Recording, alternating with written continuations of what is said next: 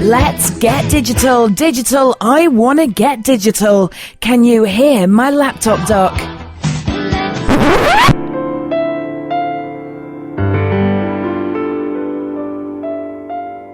Hello!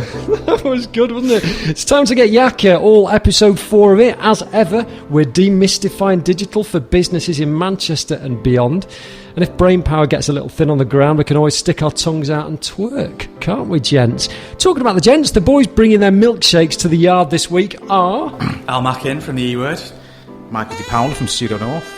Chris Marsh from UK Fast. Dave Thackeray from Dave Thackeray on Twitter, and Tabitha, who is staying deceptively quiet for an episode. I'm not going to mess around. I want to tell you about a great event that's coming up very soon. It's called Twit Faced, and I'm very excited about it, as are probably half of Manchester. I believe there's a chap sat roughly opposite me who might have a little bit more information to share. Twit Faced, what might that be, DP? We call it the social networking to social event concept. It's going to be episode chapter 7. It's on Friday the 20th of September. And yeah, everything's looking good, everything's in place, and hopefully all you chaps around the table are going to be joining us. Absolutely. Yeah, can't wait. Mr. Penguin there gives his vote of confidence. How about that? Well, let's not mess around. Let's get hot on the News 9. Let's kick things off. 3 announces Feel at Home. Great piece of news here if you travel, especially if you travel to Australia or you travel to Hong Kong, Italy, lots more besides. You can use your tariff free in 7 countries across the world. So if you've got a good data plan, happy days ahead. How about Al? From a network to a product provider, Samsung have beaten Apple to the chase, and they're going to launch their wrist device, so the Galaxy Gear, on September the 4th. So everyone was talking about the iWatch. It's the Galaxy Gear, and that's going to be the first sort of mainstream big provider coming up with something cool that you can wear on your wrist. You got gear? How about you, Chris? Well, hopefully they won't suffer outages similar to what Amazon, Google and eBay have all recently experienced. Just goes to show that they're all reliant upon technology, and it can fail no matter what. So watch the space for how that's going to affect them in the future. I was drinking pods on my fancy coffee machine on holiday last week, DP, but I believe pods have got a whole new meaning here this week. Yeah, I mean, there's no failure at the landing at the moment. Manchester Digital, our friends over there have launched a great scheme to basically sell off pod space for freelancers and the like, effectively co-working spaces with all the benefits that the landing can offer, such as free high-speed Wi-Fi, tea and coffee. And it's incredible value. You can take up to 4 days per week, and that will cost a freelancer only £75 per quarter for that facility. To find out more, obviously go to the Manchester Digital website. It's one of the main news articles on their site, and yeah, it's first come, first served. I think they will go very quickly, so that's pretty soon. And there is every chance you might not bump into Adrian Charles as a bit of a bonus, so don't let that put you off with it being at Media City. In at number 5, Now TV for $9.99. I don't know if any of you guys have tried this yet. It's incredible. It's a set-top box provided by Sky that lets you watch Sky Movies, Sky Sports, pay-as-you-go, that kind of thing. But there's a great little tweak that you can do. I think in Techland we call it a hack, where you can actually put on a media service so it can serve up your own content, which is quite nice. And from the sky to the cloud, iOS 7 is going to be available to download apparently on 10th of September.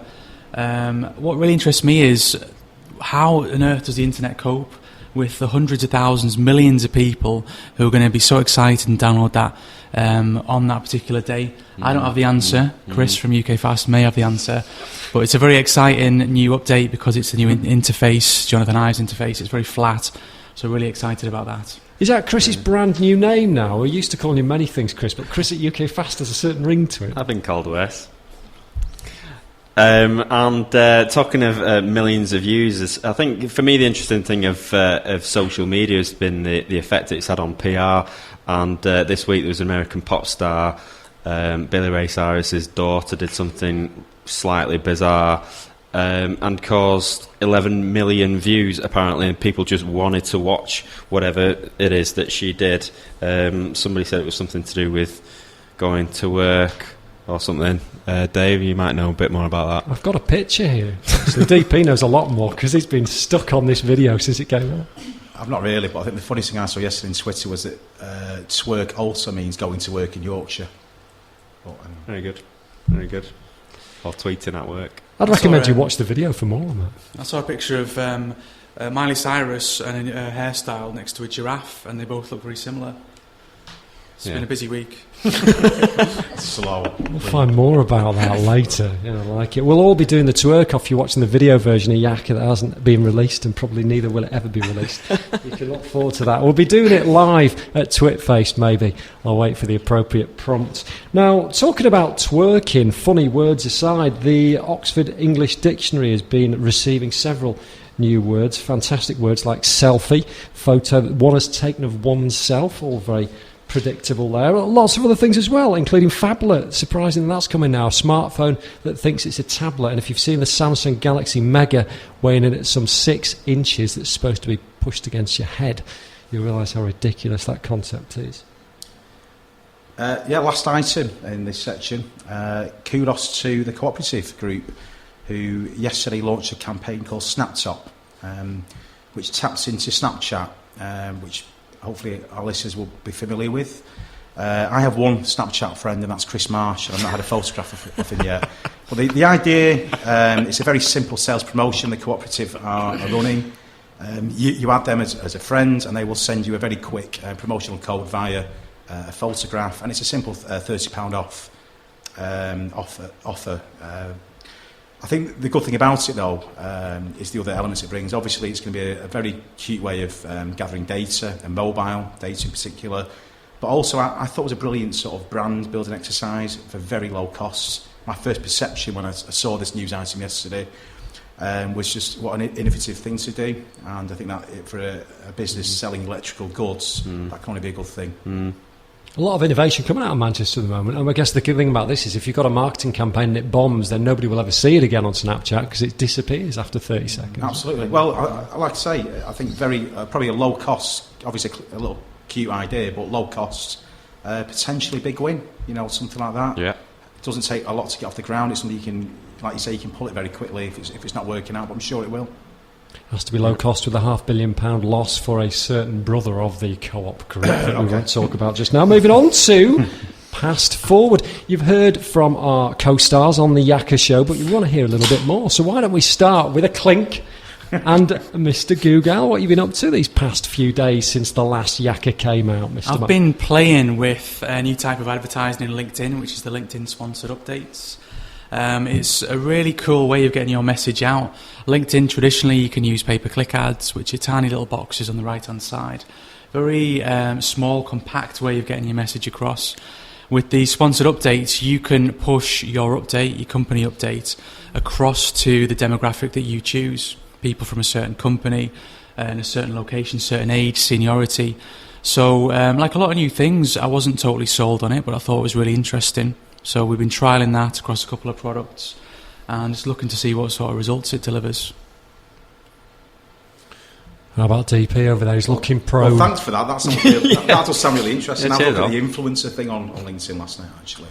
I've been playing with something different, actually. I've got a couple of back burner projects with two tremendously exciting people. I'm delving into the world of crowdfunding at the moment, Kickstarter and the like, and the world of publishing and funding stories and book publishing, which is now making that a reality really for anybody who's got something to write about. So yeah, a couple of top secret-ish projects on the go at the moment, hoping to launch pretty soon.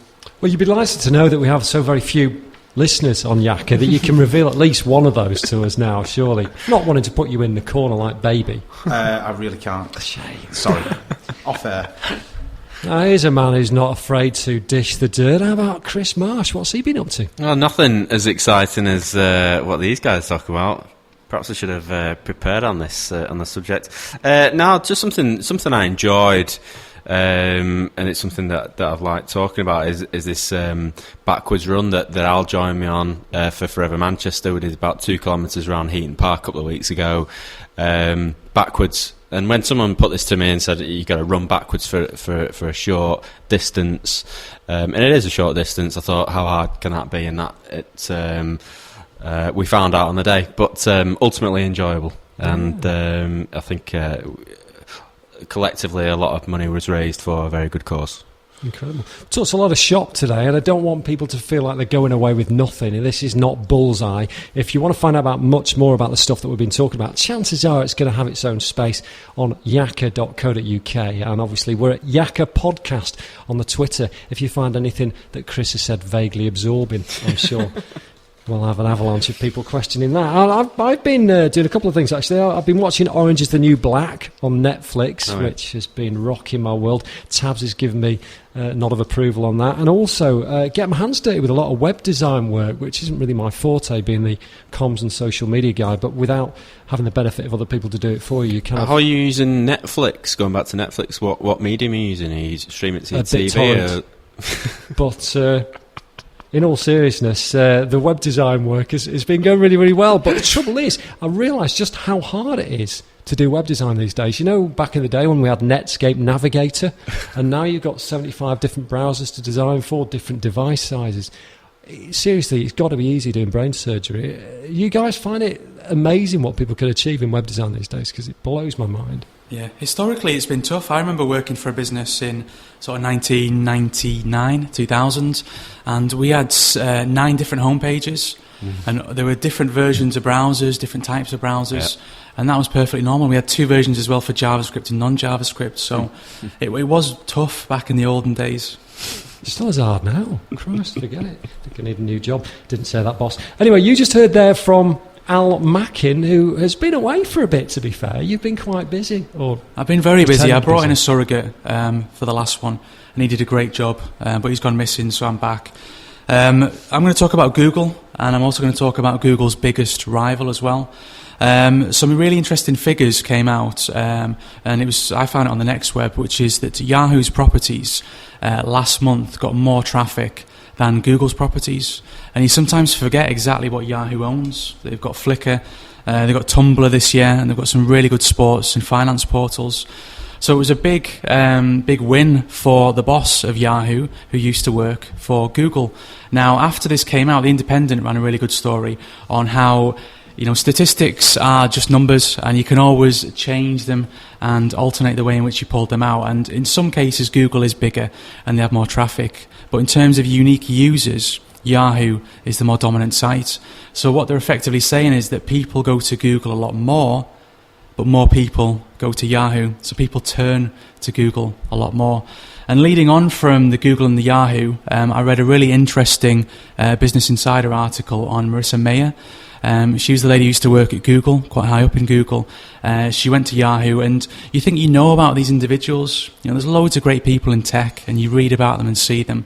But when you read in sort of 3,000-4,000 words on someone and their history and their past, it's a really exciting thing to get engaged with and to find out how they do business and just the way that they run their companies. And one of the things that really surprised me about her was apparently she always turns up late to meetings. But that is also apparently a very Google thing to do. I thought they'd be very precise, everyone would turn up on time. But no, they're always late. So I won't go into any more depth about her. It's only someone's opinion of interviews. It may not be the truth. But as a business, an article on a business leader, I found it fascinating. How much can we read in, Al, to this idea of Yahoo scoring higher than any other web property, with ComScore being number 1 for web visits in the US? I mean, is this a real tide turner for Yahoo, or is it just smoke and mirrors for the benefit of the people who like to advertise a lot? I think it's real. I think you have to delve, because those numbers are real. It just so happens that they're a certain type of number. But you can buy those numbers, you can buy traffic. And Yahoo bought Tumblr recently, and that deal was done, they believe, purely because of Marissa. Tumblr wouldn't have sold to Yahoo, a year early. It wasn't that cool business that they felt comfortable with. But I pulled off some interesting stats, and in the let's have a look. In the 15 years before Marissa started, Yahoo was buying businesses at about 6 a year, and in the 8 months of 2013, they bought 17 businesses. So you can acquire a large amount of traffic, whereas Google, especially recently, is building. It's building products, it's building services, and that's how it's getting more people onto their sites. Pretty impressive stuff. That was Google, and indeed we're talking about Yahoo Al now. I don't know if that's going to catch on now. I don't think it will, no. Forget it. It's a one-time only thing. No discounts available on Sounds that like one. a Jonathan Ward console, actually. Now, in this very much more abbreviated version of Yakker, we hope you're enjoying it because we are aiming for the 30-minute marker. I'm not going to make that a promise. We've got Win or Fail, a familiar segment when you shout at your computer and we debate the uselessness or not of things happening in the world of tech. Under the kind administration of DP today, he's got some exciting stuff to share with us. Are we going to like you or loathe you today? I don't know. This was quite a last-minute change, really, to planned content, because it was only yesterday that this news broke that inspired this section. I want to talk about T-commerce, and not the nation's favourite drink, but Twitter commerce, because until recently, T-commerce referred to tablet commerce. So Twitter have announced yesterday they've hired their first head of commerce, the former president of Ticketmaster, Nathan Hubbard. It's quite clear his remit is to come into Twitter and take Twitter from a social platform that at the moment is driving revenue from advertising into a direct sort of commerce platform.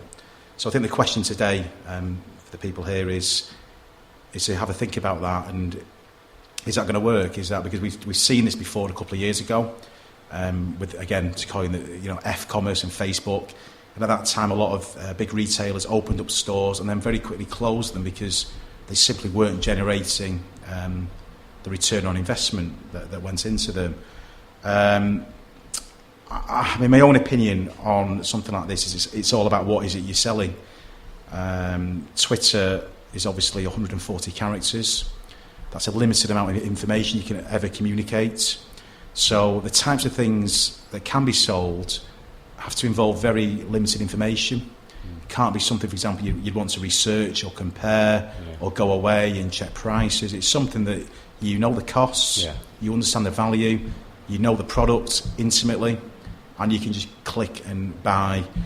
And they've obviously got to partner with some payment providers, but the idea is to get it into a zone where, you can just be flicking through your Twitter feed, you can see an offer or something and just buy it there and then, one click, done.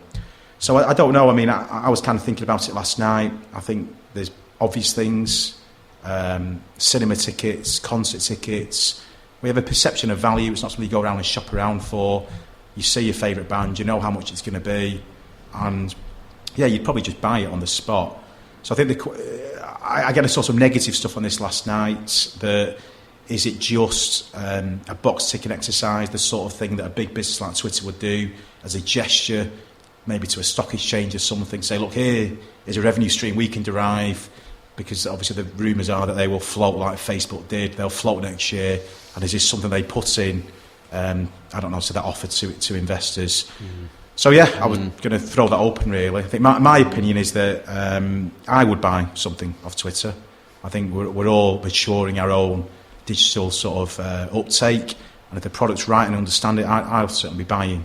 I think there could be a real issue with security, because if someone gets hold of your phone, the worst thing they can do is put out an offensive tweet or DM. But if they've got your credit card details and your address details, which is what they need for that smooth transaction, then that means there's going to be another layer of security in Twitter. Yeah, I agree. I think the major negative thing, and people will cry about, is the security aspect, which let's face it, you can tailor with anything these days. But I agree with what you said, DP, that it does depend on the product. And for me, when you said it, because I hadn't heard of it before you talked about it earlier, the first thing I think of is the consumable stuff that I buy on a regular basis, like cans of Budweiser or cans of Pepsi, something like that. So if it was, I think from my perspective, if it was the official Tesco Twitter profile that was directly communicating with me, Chris, you could buy a 6-pack of Pepsi, it's usually £3 in the shops, but if you buy 3 via this app, it's £2.50 with free delivery, then, like I say, I know how much it costs normally, and that's just easy. So it's the simplicity of it that would appeal to me, and the ease. So as long as it's something that I don't need to research, then for me, that's what Twitter's all about. It's quick and easy. Can I elucidate on this as well? It's a slightly different angle on this. How do people actually know what to buy on Twitter?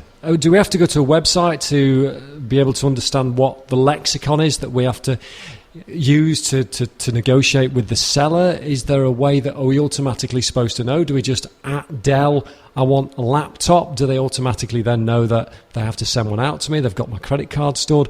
How do you think it might work in practice as a platform? Because it sounds quite complicated. Well, that's why I think it is going to be a limited. There's going to be limits, isn't there, to what you can physically buy, because you know, unless they change. I mean, we saw some updates to the Twitter app only yesterday, where you can now view a conversation. Now, unless there's something maybe around expandability of a tweet, where you see 140 characters and, you know, the longer tweets, there may be stuff like that where you can, you know, there's terms and conditions, isn't there, on any sale. So there are hurdles. And like I said, this literally was a breaking news item yesterday, so it's very early days. But I thought it was worthy to put into this, you know, into this debate. But I just wanted to quote some figures, actually. These are sources of customer acquisition over the past 4 years. And social still, you know, as a channel, falls massively behind other channels. So this is it proves that basically paid search and email dwarf social as sources of customer acquisition. The numbers come down to 9.82% via paid search, 6.84% via email, and you're talking less than 0.25% via Facebook and less than 0.01% via Twitter. So these are sources of customer acquisition. So you're talking about the paid search there being at 10%, Twitter 0.01%. That's 1,000 times the number of conversions to customer acquisition. Social media is obviously achieving different things, and I think you're talking about social media maybe being an earlier stage of a customer conversion, but at the coalface, at the conversion, at the point of sale, it is that far behind at the moment. So obviously Twitter have adopted a business strategy here to bring somebody into the business who is, I mean, he's deliberately been brought in clearly from Ticketmaster, hence I talked about cinema tickets, because he's got that insight, and I think with that type of thing they'll be going after that market, and I'm sure in those circles it will work. It will. It's another monster organisation throwing a lot of weight behind it. So my vote is that it's a win, but it's a win in limited circles. How about the unbiased opinions of Al and Chris? Al, what do you think? I think what Michael's saying is interesting about the Ticketmaster guy. And, you know, if we think about Twitter as being the starting point of the transaction, maybe that doesn't work. But if you're on Ticketmaster and then you share something through Twitter, so you've made the decision and you're tweeting all your friends or, you know, whoever it is, that could be the way it works. So I'm going to say win. It's a good call, Chris. Yeah, I also agree with the win, but only with confidence, when people have got confidence in it. I think it's probably the same story when people talked about, will people buy music online? I think if people probably said no at the start, and, you know, now with confidence, there's more download sales than CDs and records. So win, but with confidence. And just before you vote, Dave, I mean, one final thought that just drops into my head in terms of, you're not going to sway me. Potentially, well, I think it's a landslide. Anyway, you're easily swayed. You know, stuff like renewals. You know, if you've got a car insurance or something like that, and it's a very simple. I mean, usually we're all busy and we see something like, oh, do you want to sign up for the RAC or your home insurance? So a tweet saying your whatever insurance or your Sky package or your Virgin Media package, it's up for renewal next Friday. Tweet us back or some very simple action to renew that. Yeah, why not? That can work. Yeah. You know, where's the consumer? You know, some of us are on Twitter. I'm on Twitter more than I'm reading my personal email or opening my mail at home. So I think there's probably a number of angles. I'm sure if this was a 60-minute Yakker episode, we'd come up with some more. You've got 3.5 seconds. Done.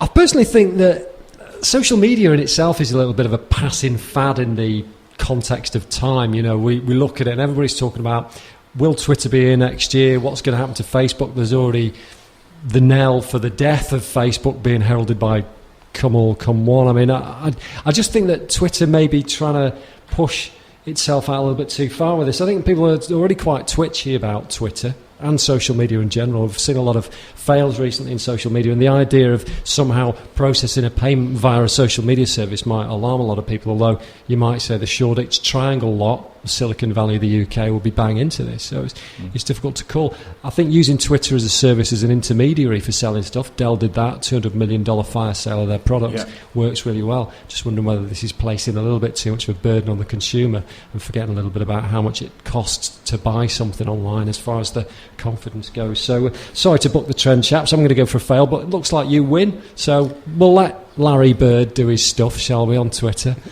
T-commerce ahoy. Let's rip with that. Talking about famous names, I'd like to think of Chris Marsh as Jasper Carrot's famous character Wiggy. I don't know if anybody back in the day remembers the glorious DIY sessions back on. I think it might have been Carrot Confidential, said the mobile phone over there. But we know Chris has got a deceptively big toolbox, and so it seemed like quite an apt time to introduce a new segment of Yakker. Long live, or should I say long die big brand rap, and arise Marshy's Power Tools, where you get to find out the best tools in tech from the man with the widest mouth in the Yakker room. So Chris, please take it away, tell us what you got.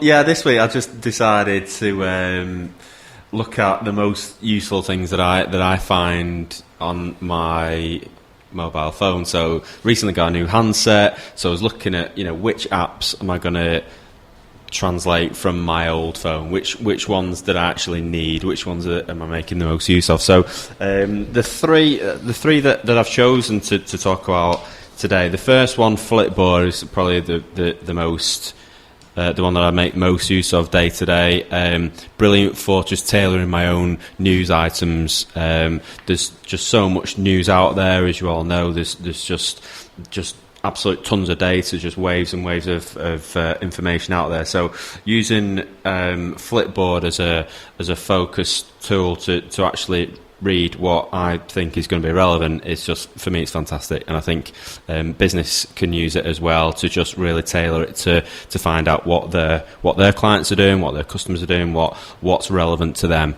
So not just from a personal use, from a business perspective as well. It's an app that looks really sexy on any device, isn't it? iPad, absolutely, iPhone. Yeah. Windows Phone needs it. Personally, yeah. I don't know. Okay. Somebody say tumbleweed. Who are we? The second app is it's a bit of a daft one. It's called Shazam. For years, it's funny thinking about if I heard a song on a film that I liked, I would wait through the whole credits right till the end to read which song that was, so I could look it up, write it down, look it up, and perhaps even find it on iTunes if it was that late in the day. But now there's this really interesting app called Shazam. You click it, it's dynamically fast. It's probably one of the fastest apps I've got on my phone. I can't believe how fast it is. You load it up, you press it straight away, and within seconds it feeds you back with the information of the song title, the song name, the artist name, how to go about buying it. You can tweet your friends about it. There's just vast amounts of data. I have no idea how it works, but it's fantastic. It's absolutely amazing. Weren't Smack Dad pub quizzes somewhat safe, even though Google had gone on the scene and you could do the whole trivia round? But now,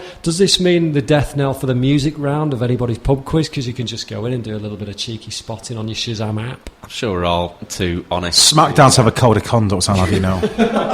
Anybody who touches a mobile phone gets a slap on the wrist. Shazam used to be a phone number as well. So it's been around for a long time, and I used to know how it worked, but I don't anymore, so that's kind of pointless. But you could ring a number and just hold your phone up, and then it would text you, and it was, back in the day, it was genius as well. I've no idea how it works, but I'm absolutely in awe of it.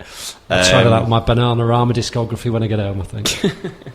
And the last one is something I actually used on you, Dave. It's called GIF Finder. It's a bit buggy. I think it's still in its very early stages, but a really simple app. Open it up, just a search bar. It's just a couple of words in there that you might find useful or whatever, if you're tweeting something relevant, and it searches the World Wide Web for GIFs that have relevance to those words. Amazing. So go and use it. GIF Finder, it's a free app. They're all free apps, by the way, and It's hilarious, some of the stuff that you find on there. Like I say, it is a little bit buggy, it sometimes crashes, but I'm sure whoever it is that developed it, sorry, I can't make reference to whoever it was. How else would you have found an enraged Tommy Lee Jones if you hadn't used GIF Finder? Oh, you saw it, did you? Yeah, thanks very much. How do we find that? You got URL?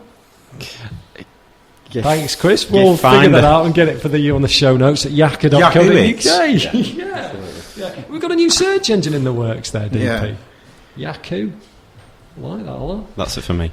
The power tools are now coming to a quick halt there. Thanks very much for showing us your lovely axe. Want to see that again. We're going to finish off now with a small segment on events, because this is what powers Manchester at the end of the day. It's all about the stuff that's going on out there, and that's what influences and inspires us. So, DP, what's on your radar for the next few weeks? I think you've exhausted Twitface. So I was going to talk about a very interesting day that's coming up at Manchester Digital. Again, from the organisation there, and it's being run at Hyper Island on the 19th of September, and it's MD Peer Club. And the idea of Peer Club is to bring together people in similar roles to enable them to develop themselves personally. There's no cost involved as long as you're a member of Manchester Digital. And what they do is they match you to similar people from obviously different businesses, and you'll be put in a group of 4 to 8 people. You're matched on your experience, your role, your industry, your location. Hyper Island then facilitate this initial meet day, and they'll take you through their methods, which are described on the website as active listening, deep reflection and feedback. At the end of the day, you write your club manifesto. In their words, think Fight Club without the fists, and then you set dates to regularly meet up and exchange ideas and develop yourselves. I think it's a great idea for all levels of seniority. I think whether you're a managing director or a budding project manager, what better way than to speak to people who, you know, are living and breathing what you're living and breathing every day, share challenges, and gain some fresh perspectives. So it's a morning. It's from 8 a.m. through to 1 o'clock. Again, 19th of September at Hyper Island, and I suggest anybody who wants to participate gets onto the Manchester Digital website and books now.